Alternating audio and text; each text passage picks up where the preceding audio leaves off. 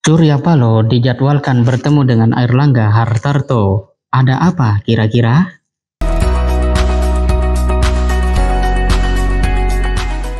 Assalamualaikum warahmatullahi wabarakatuh, sahabat sekalian. Surya Paloh dijadwalkan bertemu Airlangga pada hari ini, 1 Februari 2023. Kita ketahui bahwa Surya Paloh memang aktif melakukan komunikasi politik, ya mulai bertemu dengan Jokowi, kemudian hari ini akan bertemu dengan Airlangga Hartarto. Bahkan sebelumnya Surya Paloh juga telah bertemu dengan Luhut Binsar Panjaitan. Nah, pertanyaannya adalah apa yang akan menjadi target dari Surya Paloh bertemu dengan pentolan dari koalisi Indonesia Bersatu itu, yaitu Airlangga Hartarto. Sahabat kalian, secara umum komunikasi politik Surya Paloh ini mengesankan mental superioritas yang dimiliki oleh Ketum Nasdem tersebut. Nah, ini memberikan sebuah sinyal bahwa Nasdem lebih siap untuk merangkul dan mengajak banyak pihak, dalam hal ini partai politik, untuk berkomunikasi. Tentu saja ada ide, tawaran, dan sebuah solusi yang hendak diajukan oleh Nasdem kepada banyak partai. Karena dalam konteks politik, semakin banyak anggota koalisi, itu berarti akan memberikan kekuatan yang semakin besar. Nah, kalau kita lihat, maka upaya daripada Surya Paloh selama ini adalah satu hal yang secara politik memang sangat penting, ya, karena di samping akan membuat pemahaman atau komunikasi berjalan yang baik pada aspek publik, upaya Surya Paloh ini juga memberikan sebuah citra bahwa Nasdem adalah partai yang memang lebih siap memimpin ke depannya. Tetapi ya, apabila komunikasi politik itu tidak dilandasi oleh visi yang besar, kerugian yang akan datang. Sebab orang tidak hanya melihat kala kunjungan, tetapi apa hasilnya bagi perubahan. Nah, apalagi selama ini komunikasi politik identik dengan negosiasi kepentingan kelompok atau kekuasaan. Nah, apakah kemudian Surya Paloh melakukannya ini dengan sebuah visi, target yang berbeda dari selama ini masyarakat atau dilakukan oleh politisi senior di Indonesia? Nah, lebih jauh sahabat kalian, komunikasi politik memang bisa membangun citra positif bagi halayak. Tetapi era terkini, masyarakat ingin tahu ya apa hasil dari perbincangan itu, komitmen yang akan dilakukan. Karena kalau sekedar ketemu, diberitakan dan seterusnya, ya masyarakat melihat ya itu sih sudah biasa gitu kan. Nah, ini tentu menjadi sebuah PR bagi Surya Paloh untuk kemudian memberikan penjabaran kepada publik apa yang akan dilakukan setelah pertemuan-pertemuan atau komunikasi-komunikasi politik dilakukan olehnya. Nah, kalau kita perbandingkan ya secara langsung antara Nasdem dengan PDIP, memang ini ada dua hal yang sangat katakanlah berbeda. Ya, langkah Surya Paloh ini sangat berbanding terbalik dengan Ketua Umum PDIP yang cenderung ingin didekati, ingin didatangi, bukan mendekati dan mendatangi, ya. Ini secara umum perbandingannya. Dalam konteks ini berarti kenapa orang melakukan komunikasi politik dengan tidak? Ada dua kemungkinan. Pertama, Surya Paloh memang punya visi. Kedua, Surya Paloh ingin banyak partai kemudian mengerti dan bergabung dengan katakanlah visinya itu.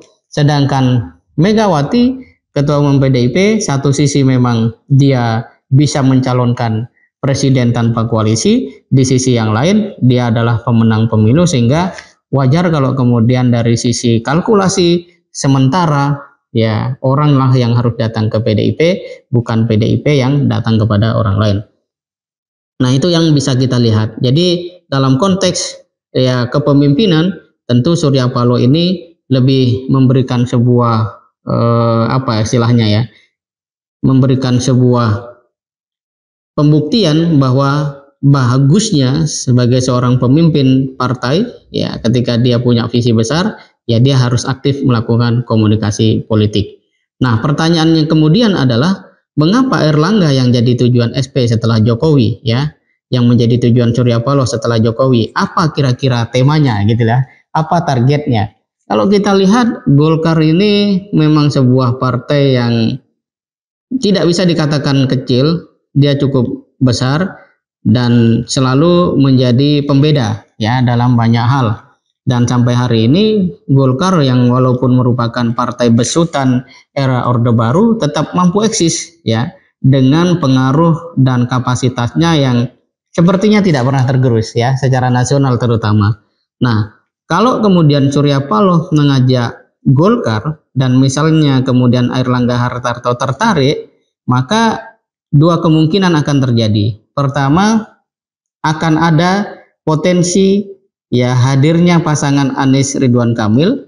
Pada saat yang lain koalisi Indonesia Bersatu akan berubah atau bahkan bubar, kecuali P3 dan PAN kemudian juga bergabung di dalam koalisi perubahan.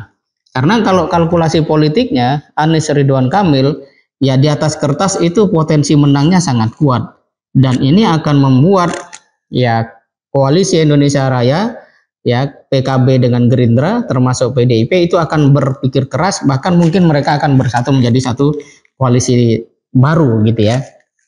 Nah, pertanyaannya adalah apakah mudah untuk kemudian ya Ridwan Kamil menjadi cawapres daripada Anies Baswedan, sedangkan selama ini ya kita lihat ada dua ganjalan kenapa koalisi perubahan baru-baru ini saja bisa menampilkan bentuknya.